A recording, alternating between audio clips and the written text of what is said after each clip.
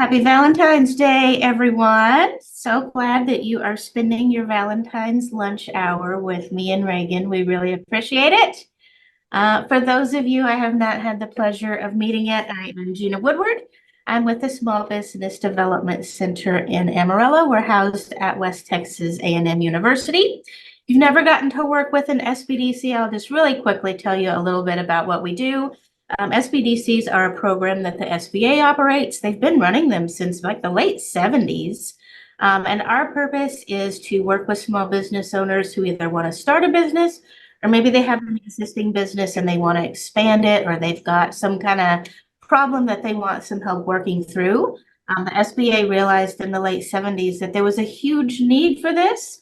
But typically, all of us as small business owners are not just flush with cash. And Reagan's here to help with that today. But because you're typically not flush with cash, all of our services, all of the consulting that you do with us at SBDC is at no cost. My office, as I said, is in Amarillo at West Texas A&M, and we're assigned to serve people in the Texas Panhandle. If you are outside of the Texas Panhandle and there's anything you need help with, just let me know, and I would be glad to make an introduction to our SBDC in your area. All right, well, I don't want to tie up any of Reagan's time, and I'll let her more formally introduce herself.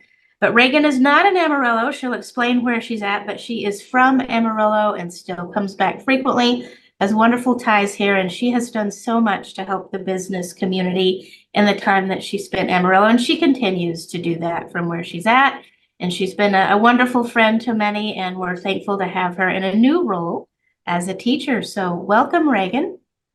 Thanks, Gina. Happy Valentine's Day to everyone. I guess I'm not the only one that's not out at Valentine's lunch or Galentine's lunch with everyone. So thanks for joining me here today. We've got a full agenda, and I'm going to forewarn you all now. I'm just telling Gina, my cat is like my office mascot. So he may make an appearance. He's sitting right next to my computer. So if you see my cat Ziggy come across the screen, just say hello. He's pretty impossible to ignore. So yeah, I'm gonna try to share my screen and we will get started. While you're doing that, we've definitely got time for Q&A at the end. You're welcome to type questions into chat as we go. Wait till the end. You're also welcome to unmute yourself and ask questions in the end. Absolutely. So can you all see my screen? Again. Great. Okay, so like I said, we are going to focus on how to improve revenue and profit in your business, something that I think most business owners want to focus on. I've yet to meet a business owner that got into the entrepreneurial world and said, I have no interest in making money. So we're going to try to see how we can make everyone money today. This is our agenda. We're going to talk about the 5 biggest challenges facing 90% of small business owners, why profit is more important than sales or revenue, and then why cash is even more important than profit.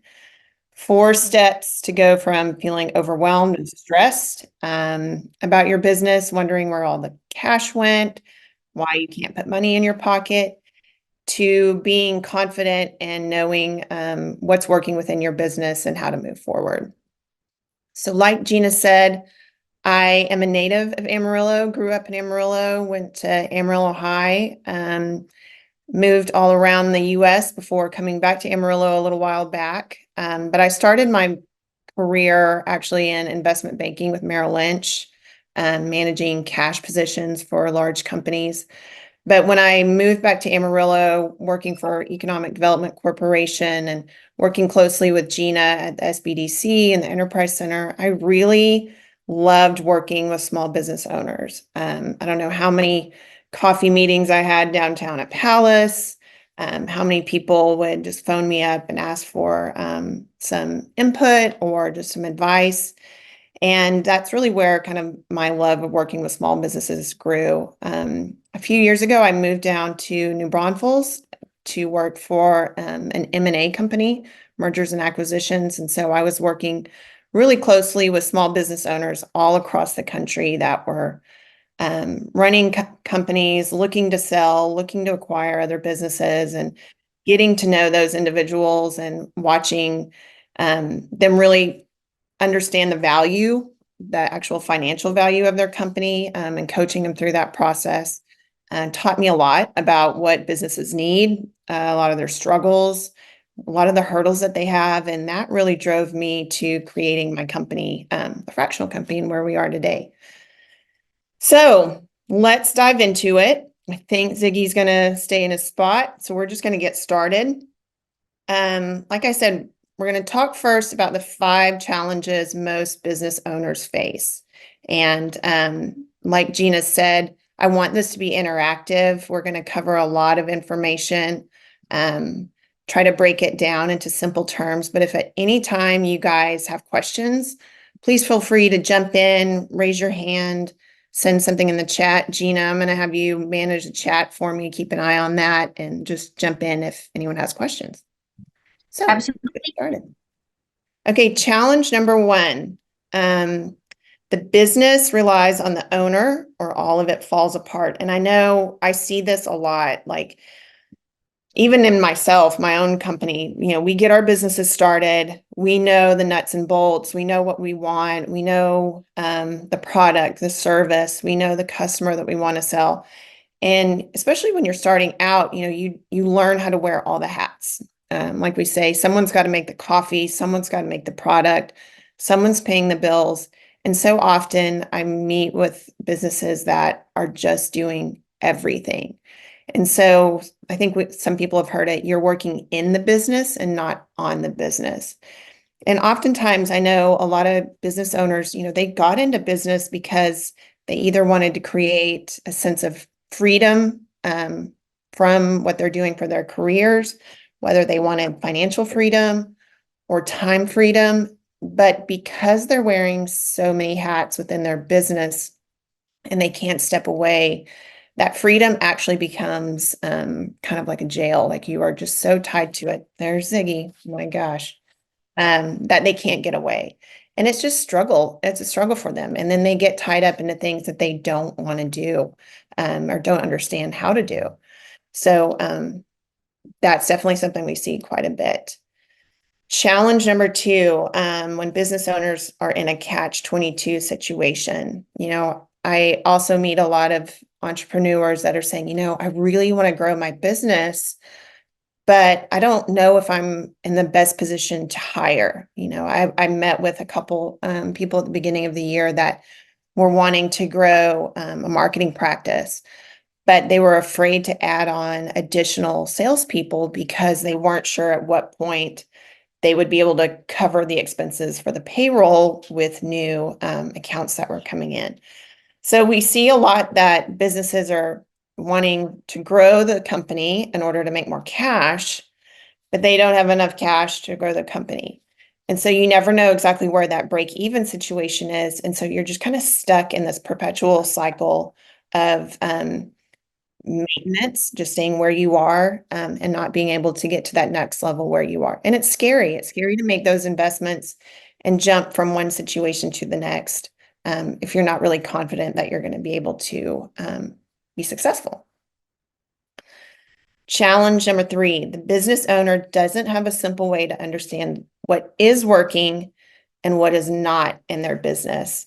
I know a lot of times, just owners get busy, you get hustling, sales are coming in, you've got people to manage, you're paying the bills, you made more sales, but for some reason at the end of the month, that number isn't growing. You're not putting more money in your pocket. You're not seeing the growth that you feel like should be coming in the door. And it's just confusing because, you would think more sales would mean more cash in your pocket, but a lot of times more sales may be a result of you spending more money on your marketing expenses. Maybe your conversion rate isn't as high as it needs to be. But if you don't have a way to gauge what's really working and what isn't, it's hard to know what you need to fix. It's hard to know where that hole is in the bucket that you need to plug in order to continue that growth. And it's a really common problem. And so we're going to talk about that today as well. Number 4, business owner doesn't have clear goals. It's kind of, you don't know how to get where you're going if you don't have a plan on how to get there. I know a lot of us, it's the beginning of the year, we all had New Year's resolutions. I don't know about any of y'all, but every year I'm always like, want to get in shape, want to lose some weight. But if we don't know how to either exercise or how to cut our calories or how, what it's going to take to lose those 5, 10 pounds we gained over the holidays, sometimes you do all this effort and nothing happens on the scale. Well, the same happens in our business. If we're wanting to make more money, but we don't exactly have a plan to address issues, plans to find what good ways to grow what is working, and we know where we want to get to by the end of the year, then it's hard to really make a plan and invest time and effort to help those goals be successful. And so a lot of times we have to step back, analyze what's working, and figure out how we're going to get from point A to point B successfully so that we're not just wasting our time and spinning our wheels. And then challenge number 5 kind of goes along with number 4, that the business owner doesn't have a way to have a clear path to become a more growing and more profitable business. Once you set those goals, how are you going to attain them? How are you going to achieve those in a steady fashion so that you're not just spinning your wheels and wasting time and money, and kind of getting discouraged with where you are in your company? Does any of these challenges resonate with anyone? Does this sound familiar? Are these things that you guys have been dealing with? Feel free to drop it in the chat if any of these resonate more than another. I'd love to hear back from you guys. Reagan, I love that you're just talking about planning in general, because we see that so much at the SBDC, and we have people come in and they have these wonderful plans and they've got this incredible talent, and I know they can do it, but there's that bridge that is it can sometimes be really daunting and difficult to bridge your talent with your plans in the future. So having a clear path and somebody to walk alongside you and just help you set some goals and figure out what's working and what's not, which is exactly what you're talking about, is an incredible opportunity. Yeah. I don't know that there's many of us that haven't set big goals at some point in our life. Like I had a goal a few years ago to run my first marathon, and I was not a runner. Like I was a recreational show up at the turkey trot 5K runner, but it was something that I always wanted to do. And but the idea of doing it was ridiculously intimidating. And so I hired a nutritionist, I hired a running coach, I had my plan. And every day I would wake up, see what I was supposed to do, what I was supposed to eat. Some of it sounded ridiculous. Um, and it was a long journey, but thankfully I had those coaches, I had my spreadsheets, I had my calendars, I had everything keeping me on track so that the closer that I got to that race, I was confident. I knew I could stand up that line with 50,000 people and somehow 26 miles later cross that line. Now, it wasn't pretty. I'm not going to lie. There was a lot of blood, sweat, and tears, but I did it. And so I couldn't have done it though without those people helping me along. So Accountability. yeah, accountability for sure. And someone to kind of pick you up when you're crying in the middle of the heat in the summer trying to run those hills. So Very true. yeah. So what we're going to do now is talk about how we address these challenges. What do we need to do? How can we take the next step to improve our revenue and improve our profit? And one thing we're going to talk about today is the differences in revenue and profit and cash. I think a lot of people, if you don't have an accounting background, you can kind of use those words interchangeably because they all sound like, money in your pocket. Revenue sounds like profit. I know sometimes when I talk to my husband, he's like, Reagan, this doesn't make sense. This all should, you're using words that sound like you're saying that they're different things, but in my mind, they're the same thing. And that's typical. I talk to a lot of owners that don't have those fundamental trainings to understand these accounting terms. And so we're going to try to break that down and help you understand what you need to focus on and what's really going to drive that cash flow to keep you in business and to keep some money in your pocket.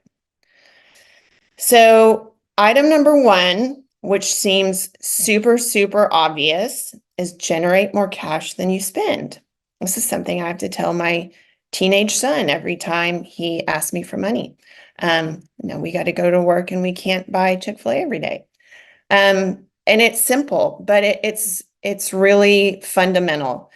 And I think one thing that we're going to come back to over and over today, and that I really hope to drive home, that it's not necessarily what you make in your business, it's what you keep that matters.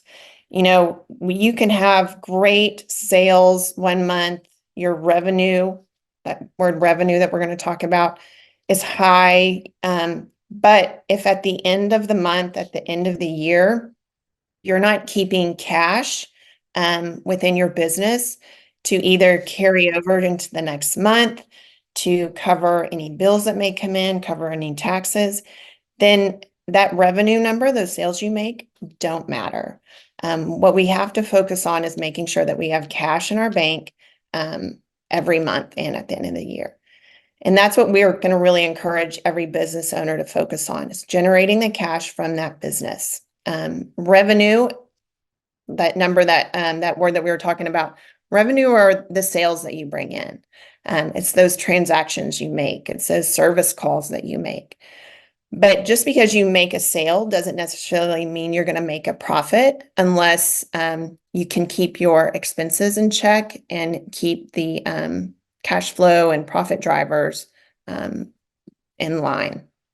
And the more you generate more cash by ensuring that cash is flowing in your business faster than it's flowing out.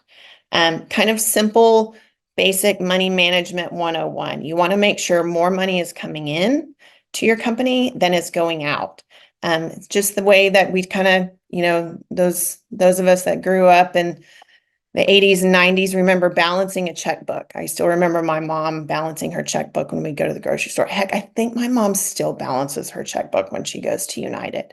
But it's really fundamental. We just need to take time out to make sure that we're paying attention to the right numbers. And sometimes these are numbers that aren't on the reports that your accountant is going to give you.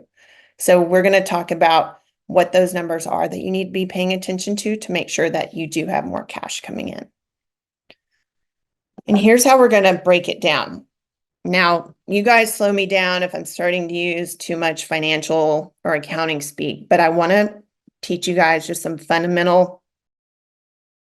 Sometimes your accountant or your bookkeeper may not explain well. So a traditional income statement has sales less expenses, and we'll see that in the box on the left where we have gross profit. So sales that you make, or transactions, or sales calls, purchases that your customers make, that's kind of interchangeable with the word revenue. So I want you to just think about revenue as your sales that you make within your business. And you're going to have expenses within those. So your revenue minus your expenses equals your gross profit. But that isn't the whole story.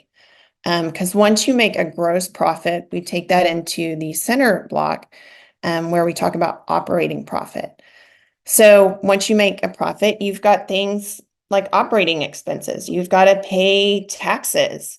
You've got to pay, in case, what do you do in case one of your sales, one of your customers doesn't pay their total bill in full? You might have a transaction, if you're a plumber or a builder, a project that's a $10,000 service call for you, but your customer that you serve can only pay $2,000 this month.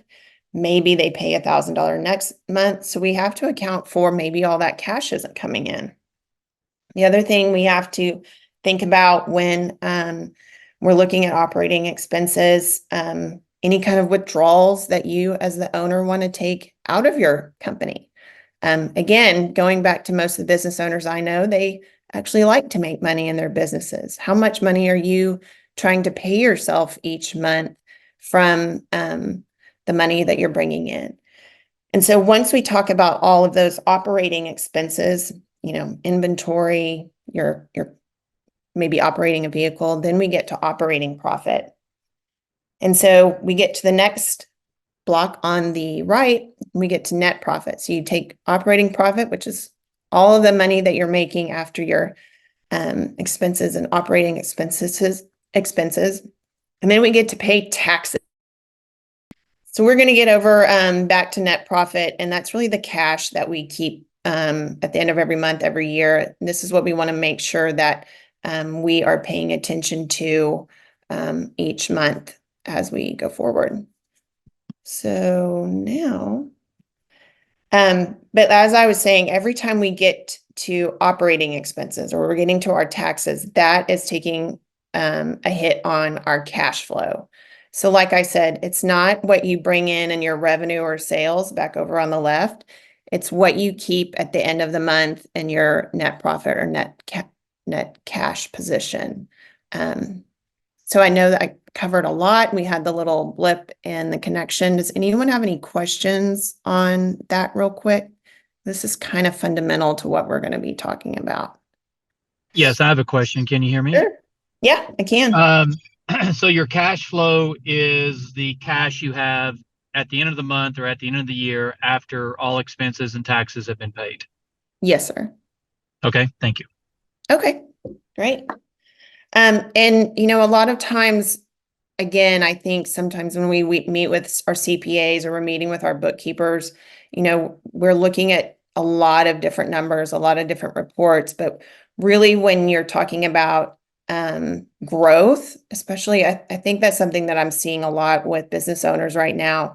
They're looking on how to expand and paying attention to that working capital number, that cash in the bank number is so critical. And not just knowing that there's some in the bank at the end of every month, but knowing how to forecast a number for your cash flow that is predictable so that you can confidently make decisions going forward.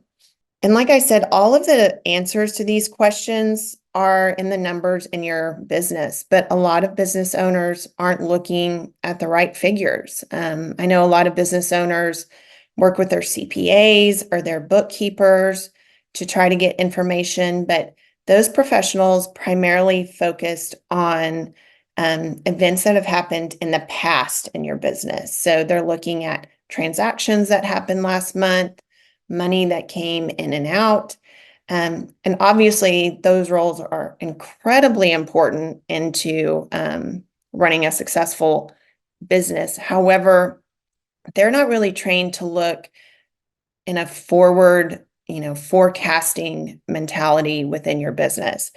A lot of times, your CPA isn't going to sit down with you, analyze historicals, and really develop a strategic plan for you to move forward.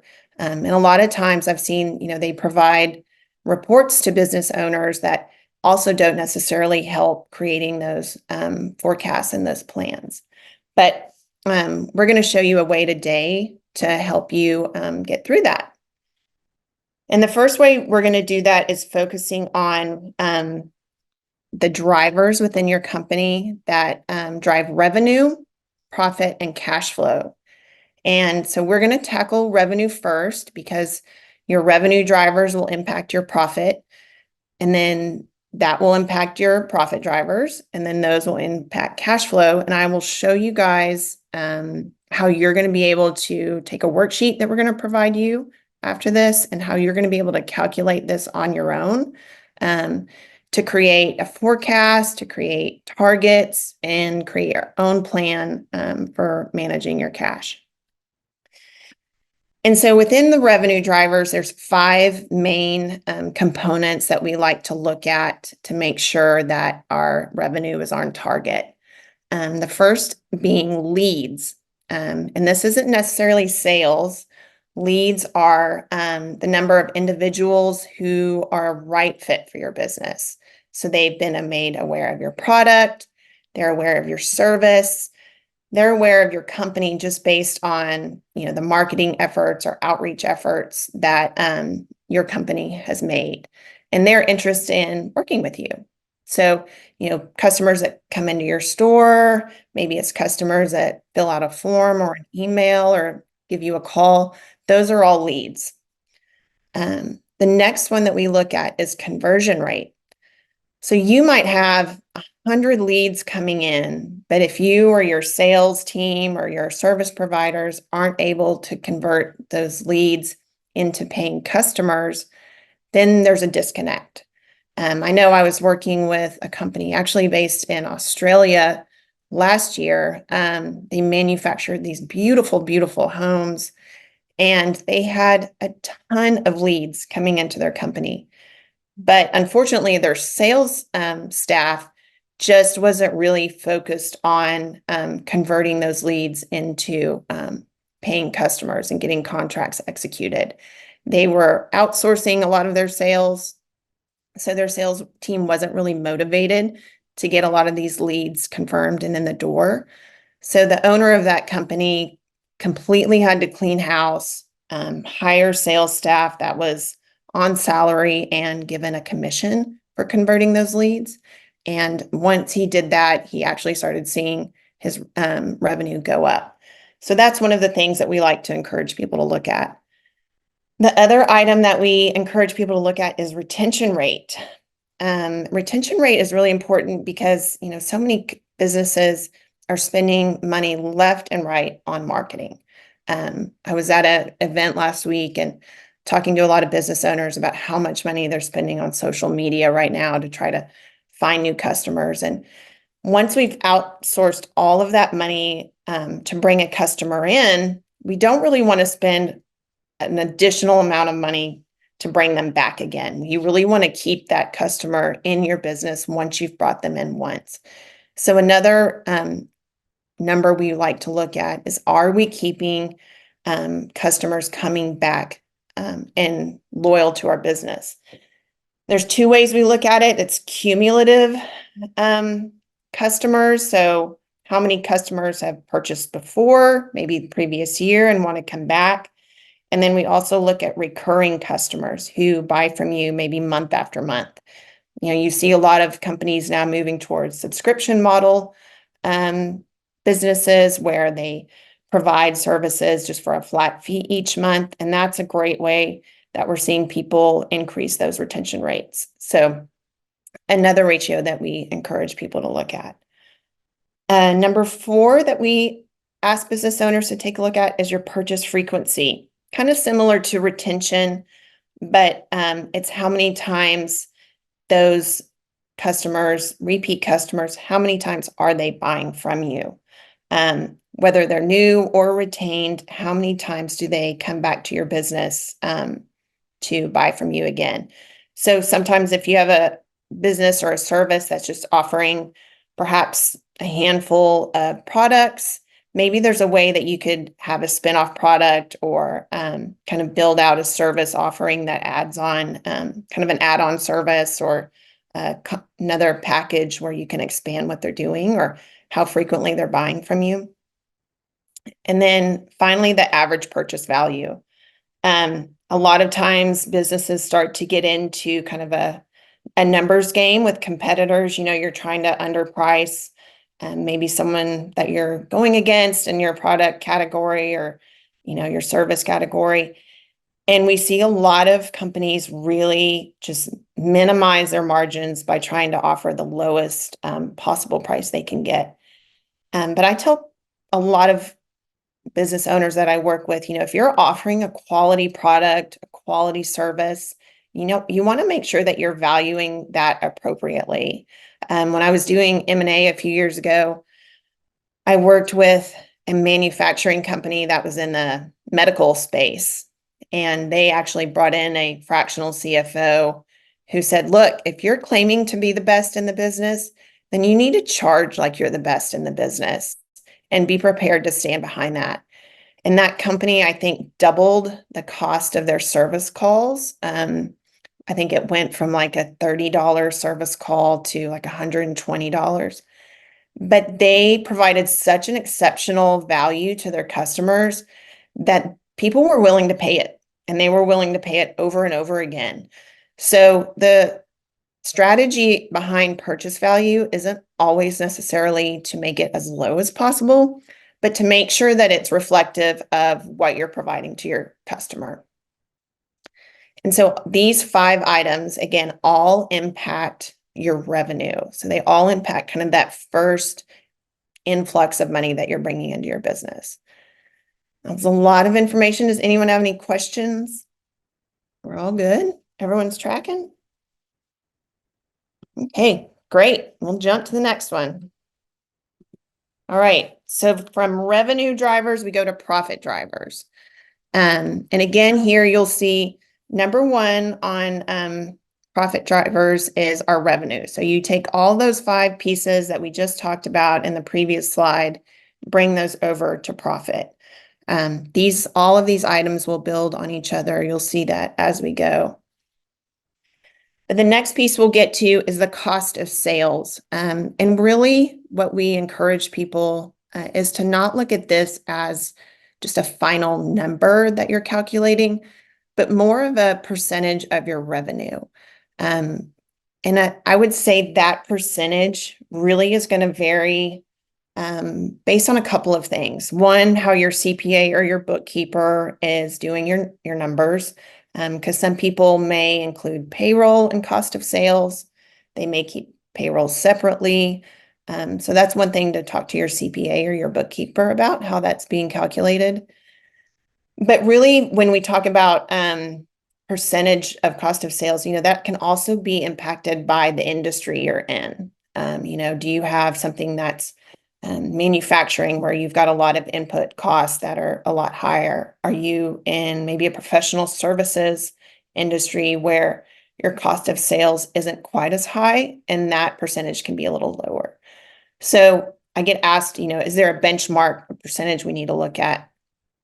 And really, I tell people just benchmark it against yourself. You can go out and maybe do some research and look at what percentages are in your particular sector, but really you want to come back and just try to say, how lean could I get this number and still produce a great product? The next, payroll expenses, kind of similar to what we're talking cost of sales. And again, your CPA or bookkeeper may or may not separate these 2 items, so something to talk to them about. But what are your payroll expenses within your company? I know a couple people that get like a compensation analysis done to make sure that, within like a law firm, we've done a couple compensation analysis with firms just to make sure that the way they're structuring their compensation plan is really bringing in the ROI from those employees to make sure that they're really contributing into the industry. We see this a lot in sales when people are evaluating sales teams to make sure that salaries or compensation commission packages are reflective of the return someone's trying to bring in a business. So payroll expenses are definitely something you want to look at. Marketing expenses, again, we kind of look at this similar to the way we look at cost of sales, not necessarily as a number, but as a percentage of your revenue. And I see this starting to become a greater and greater issue that comes up in more and more of my meetings, I think, because so many businesses are doing any and everything they can to market and find those customers. You have so many platforms that we can access any way, shape, or form to try to get in front of our audience. And I actually met with a really great marketing agency yesterday that was talking about, that businesses need to see if where they're spending their dollars are providing that return. I was working for a financial software company recently, and we would spend tens of thousands of dollars in social media, but our return was only about 3% was where we would get our new customers from. And so if you're a small business and you're spending tons and tons of money on social media marketing, for example, but you're not seeing new customers coming from that place or from that channel, maybe you need to evaluate where you really are getting customers coming in and making sure that you can allocate your budget to that channel versus something else. And finally, overhead expenses, pretty straightforward, making sure that your rent, your utilities, everything within that line item are managed and just kept track of. Any questions on profit drivers? God, y'all are easy. Okay, the last one we're going to get to is cash flow drivers. And this is kind of that third square that we were looking at earlier that's really going to dictate that bottom line. And these are some of the things that sometimes your CPA or bookkeeper may not really show you this in some of the reports that they give you, but these are definitely 5 critical areas that you want to try to dig into a little bit, because making these really efficient and keeping track of these 5 items can have a huge impact on your cash flow, especially on a month-to-month basis.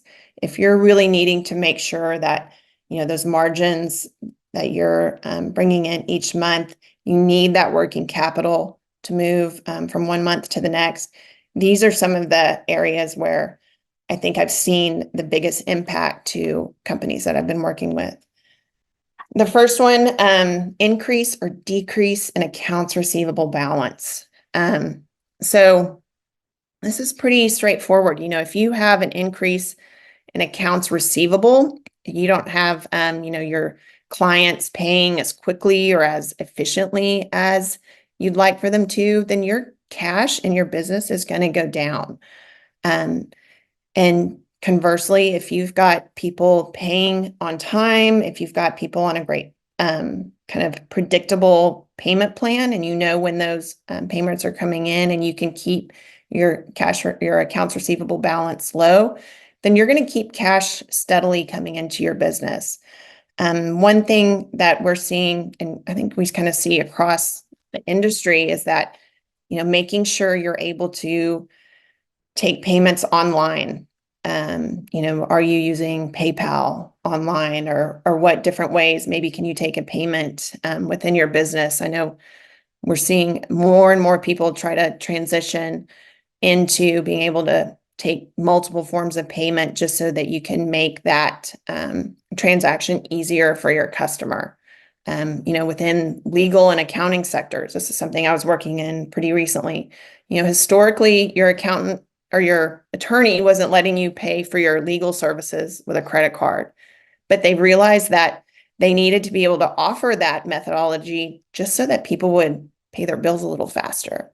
We're also seeing that in the buy now, pay later options. Like, I think everyone's probably seen the Affirm option when you go to buy something online. That's another way that companies are finding ways to help alleviate, you know, payment issues within their business. Number 2, increase or decrease in inventory balance. You know, pretty straightforward. If you increase your inventory, buy additional supplies, your cash is going to go down. In the same way, if you sell your inventory, you maybe figure out a method to keep a lean inventory balance within your business, then you can increase your cash in your business. So really paying attention to how long your inventory is sitting on your shelves, making sure that they're not, you know, aging within your business. You're not overbuying and kind of wrapping up that cash within your company. A lot of companies I've talked to don't really pay attention to how long items are staying on their shelves, you know, unless it's in the restaurant business, they're pretty aware. But when you really try to make that incredibly efficient, it can have an incredible impact month to month. Number 3, purchase or sale of assets. Again, pretty straightforward.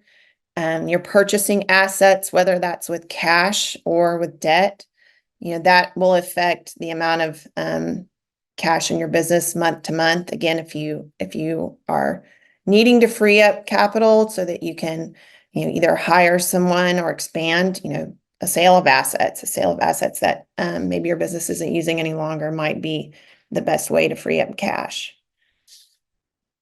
Number 4, increase or decrease debt. You know, I think there's a couple different ways we can look at debt within our businesses. A lot of times debt helps us to grow as long as you're using it in a, I would say a wise manner, making sure that your debt is working for you and not that you're going to end up working for your debt, and making sure whatever you're investing in is going to provide a return. And a lot of times I talk to companies that's where we start working on our forecast. It's saying, if I add this piece of equipment to my business, it's going to cost this amount. I'm going to have these variable costs over the next 6 months, but I'm hoping that it can bring in, additional sales, maybe by the fall. Where is that break even point for me? And I think anytime a business is looking to bring on additional debt, doing that break even analysis to kind of know when that piece of equipment is going to start bringing money back in for you is really, really important. It just helps to kind of alleviate that anxiety and any stress so that confidently, that you've made the right decision and when you can start to see it pay off. And number 5, which my opinion is everybody's favorite one, is the investment or withdrawal from the owner. This is called, your vacation package or your mortgage money, or maybe this is money that you're putting back in your business. But, number 5 is when and how you're paying yourself or paying back your company. And so I think this is the one where a lot of business owners get to this last item and they're going, wait, I really thought I would have more money to pay myself every month. Or, I got to the end of the year, I'm working with my CPA on my taxes, and I really thought we would have made more money, or that we would have been able to draw down more and pay ourselves. And so that number, whether you're able to take more out of your business than you were wanting to, or you're planning on, or whether or not you have more cash in your business to reinvest or to hire, to expand, that number 5, really is going to dictate whether or not you are going to be able to take action with additional cash. So those are our cash flow drivers, and I'll just ask again to make sure, does anyone have any question on those items? So I know we're kind of running out of time, so I'm going to go kind of quickly through these. The second thing that we want to do is create targets for our profit and cash flow. So most businesses, I'm sure you guys have heard this from Gina and her SBDC crew, a lot of businesses never see their 5th birthday, but that's mainly because they're not able to maintain positive cash flow within their companies. So what we want to do is to create a predictable way to make sure that you're bringing in enough cash, that you're planning your business around making sure there's enough cash and making that a focus. So one thing we want to do, kind of hearkening back to what I said earlier, is setting targets to make sure that, those drivers that we outlined just a few minutes ago are in alignment with where you want to take your company this year. Like, do you want to, maybe you want to pay yourself, $100,000 this next year versus the $60,000 that you did last year. Or maybe you want to do something else. Maybe you need to purchase, a new vehicle for some of your service providers within your company. Great. As long as you can kind of set a goal and set a target within those drivers, you can make a plan for it. And so we're going to provide you guys a worksheet following this workshop. So this will have a spreadsheet in it. So you'll be able to do this on your own for your company and start to really analyze how you're performing. But this is just a snapshot of those revenue targets, revenue drivers we talked about. So you see your leads and your conversion rate. We'll look at your total new customers. Then you take past customers and retention rate. So you have total retained customers. And this worksheet really walks you through step by step all of those drivers that we talked about. So you'll plug in, maybe last year's historical numbers for these particular items, and then you'll plug in your target. So maybe last year you had 100 leads come into your business. And this year you think, you know what? I've got my sales team tuned in, we've done some more marketing. I want to see if we can bring in 150 more leads. So you'll plug that into your targets. Maybe you want to increase your conversion rate, maybe from 10% to 15%. And you'll just go through each item on your spreadsheet and your worksheet just to kind of see what you're comfortable with and how close you think you can get to some of those goals. Same thing with profit drivers. So you'll take the number from the first tab, plug it into over here on revenue, and go through each of these items. Again, ideally, your CPA or your bookkeeper will be able to provide you with some of this information. And let me say, if your CPA doesn't readily provide you with information on your business and holds those numbers hostage, you need to find a new CPA. I hear this over and over again that business owners can't get information from their CPAs, and that's not their information to keep, it's your information to own. So you'll plug in your information for profit, again, set your targets there, and then we'll go to the third tab and you'll plug in information for cash flow. Same thing, look at your historical numbers and then plug in a target for where you want to be on track for this year. And once you go through all three of these spreadsheets, you'll get down to line 18 down there, cash flow, and that'll give you a general idea of where you can expect to be with your cash flow for the year. And one thing that our worksheet will do for you is also to help you keep score. So once you set your targets and you have an idea of how you're going to plan to get there, you need to make sure that you're staying on track.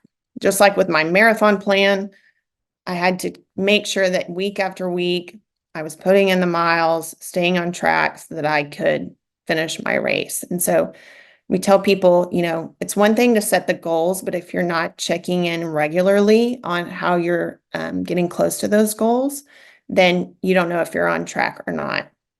So you want to build a scoreboard that tells you if you which levers you need to change, maybe which areas you need to focus on that can help you increase your profit and increase that monthly cash flow. So your worksheet will be able to give you the ability to track your targets. There will be a fourth tab that once you plug in your information, it's going to help you see really quickly whether or not you're on track to get to where you want to go. Some of you may have all of your numbers show up in green. If so, good for you.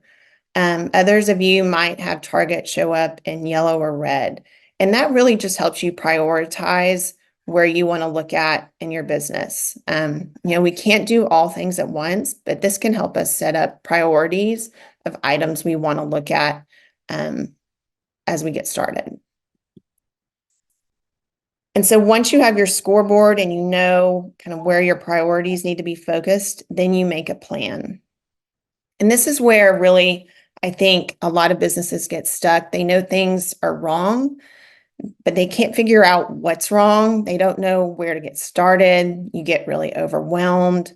And again, you get caught in that catch-22 situation. You want to grow, you know you need to change, you just don't know where to start or where to ask for help.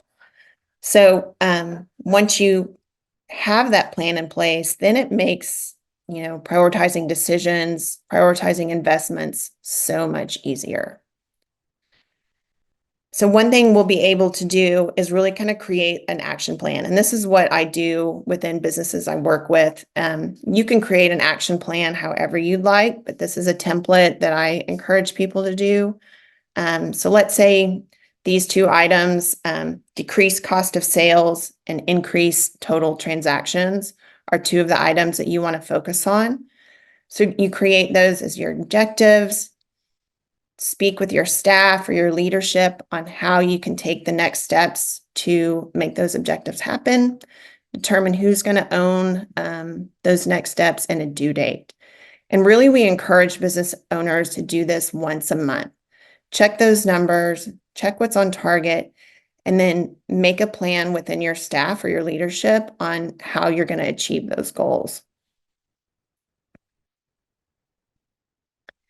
And this is kind of the path or the plan that we work on with our customers, our clients. So annually, we'll work with companies to set their targets. Usually we'll do that December, January as their year-end numbers come in.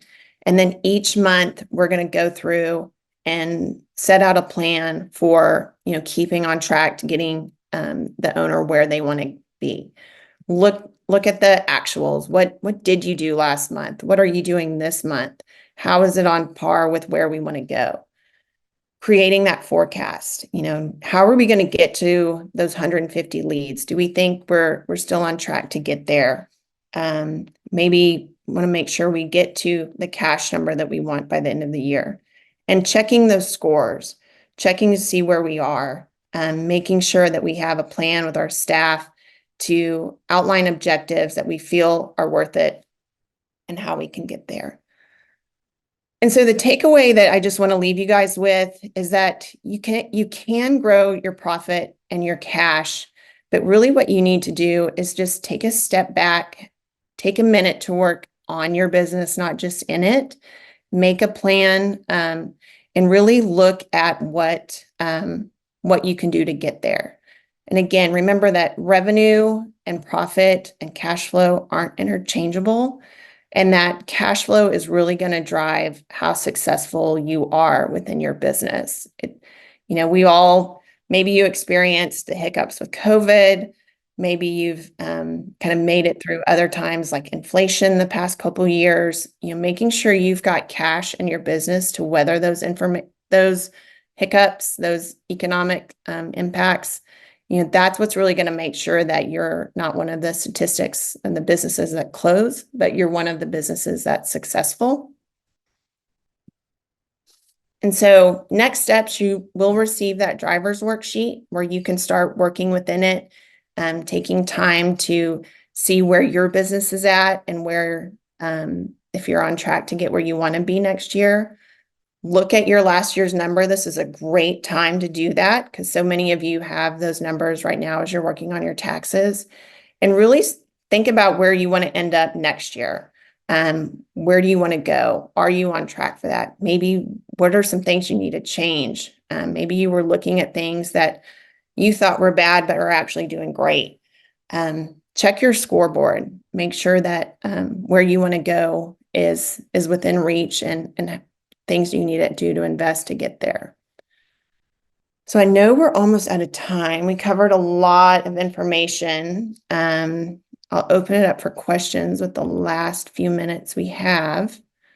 That was wonderful. Thank you, Reagan. And I mean, just going back to that accountability and having a plan, that's such a huge deal for every aspect of our life. I mean, if you'd asked me, last time this year where I was going to be a size 4 and I was going to be on vacation overseas, but I didn't have the plan, an accountability partner. So you need that in every aspect of your life. We do have a question in chat. Sonia asked, is there a desirable percentage target for owner withdrawals to cash or cash balance? I think that really depends on you and your business. Some businesses are capital intensive. You need cash within your numbers each month to carry over. A lot of those are heavy inventory companies. I would say your cash balance needs to probably be a little higher. But really, I think that's up to you and where you want your business to be. Or are you in a position where you're trying to grow your business? So I think that's just a strategic question more than something where there's a benchmark. Again, I'd say go back and benchmark yourself. Where do you want to be? But always we recommend, 3 to 6 months worth of cash within your business, in case there's issues that come up. I agree with that on the cash flow. When I'm working with somebody, my question to them is usually, two-part, I think. How much do you need to make? We've got to make sure that you can pay your mortgage, your bills at home. Otherwise, you can't run a business. And then my second question is, how much do you want to make?